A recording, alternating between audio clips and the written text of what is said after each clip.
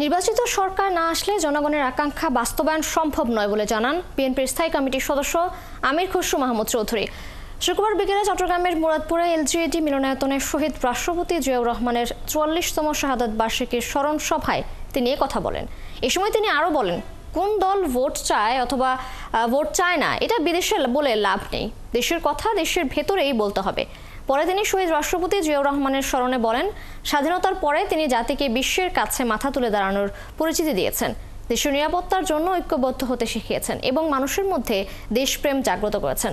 সব ধর্মের মানুষকে একই সূত্রে ঐক্যবদ্ধ করেছেন, তাই তার আদর্শ দলের প্রত্যেক নেতাকর্মীকে ধারণ করতে হবে।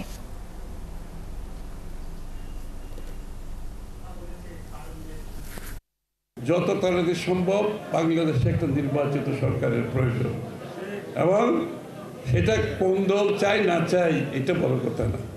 গণতন্ত্রের প্রত্যাশায় বাংলাদেশের মানুষ আছে, আর কোনো কিছু কথা বললে আমরা দেশের মধ্যে বললেই ভালো, দেশের বাইরে গিয়ে বেশি কথা না বলে দেশের ভিতরে বললে, কারণ এটা তো বাংলাদেশের সমস্যা, এই সমস্যার বাইরে গিয়ে বলতে কোনো লাভ হবে না।